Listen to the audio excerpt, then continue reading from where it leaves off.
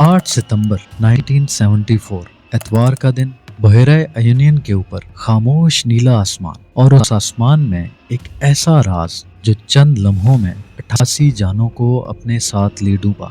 ये है TWA flight 841, एक आम सी बैनुल-अक़वामी परवाज। दोस्तों, शहरियार फाइल्स में आपको खुशामदीद कहते हैं। चलते हैं अपनी मिस्ट्री फाइल नंबर 7 की तरफ, जिसे तारीख की सबसे पुरस्कार और खौफनाक तबाही के तौर पर याद रखा गया। इसराइल के शहर तल अबीब का हवाई अड्डा।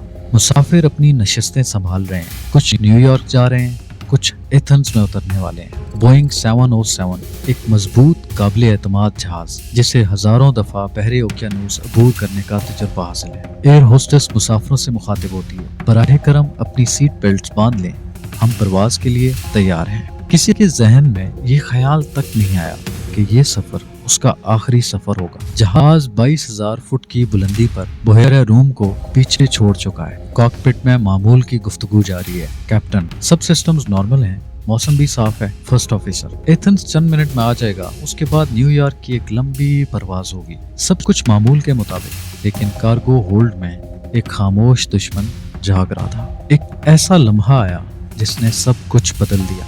कार्गो होल्ड में छुपा हुआ एक बम जोरदार धमाके से फटा।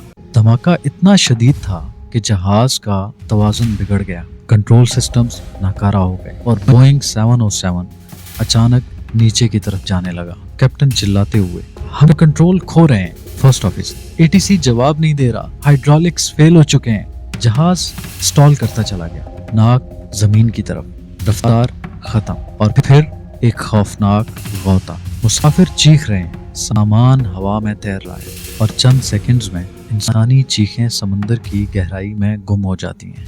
बहरा आयोनियन नीला पुरसुकून, लेकिन उसकी गहराई में 88 जिंदगियां हमेशा के लिए खामोश हो चुकी हैं। ना कोई मेडे कॉल, ना कोई वार्निंग, सिर्फ अचानक गायब हो जाने वाला एक जहाज। यूनान के साहिल के करीब रेस्क्यू ऑपरेशन शुरू होता है, लेकिन जिंदा कोई भी नहीं मिलता। सिर्फ मलबा, सामान और सवाल।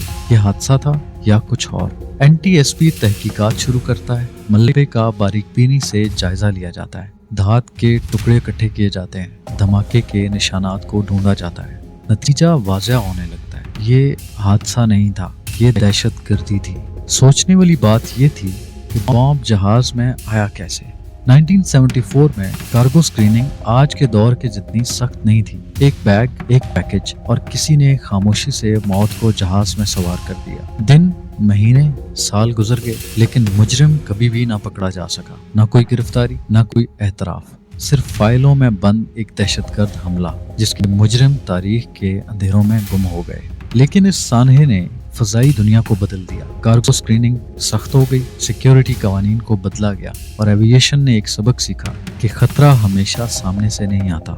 बहरा आयोनियन आज भी पुरसुकून है, लेकिन उसके नीचे कुछ दफन है। वहाँ 88 लाशें नहीं, बल्कि 88 आखिरी लम्हे पड़े हैं। कॉकपिट की आखिरी आवाजें कभी रिकॉर्ड नहीं हुई, लेकिन तहकीक बताती है कि धमाके के बाद जहाज पूरे 38 सेकंड्स तक हवा में था। 38 सेकंड्स, इतना वक्त ये जानने के लिए काफी होता है कि अब बचने का कोई रास्ता नहीं। कंट्रोल खत्म, जहाज स्टॉल पोजीशन में, नोज नीचे की तरफ, समंदर बिल्कुल सामने। ये कोई फौरी मौत नहीं थी, ये एक ऐसा अंजाम था जो सामने नजर आ रहा था।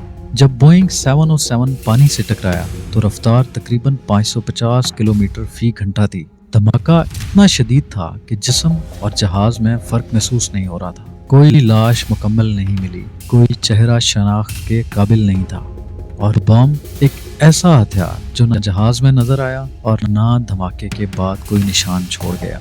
ये केस कभी हल नहीं हो सका और इस फाइल को बंद कर दिया गया।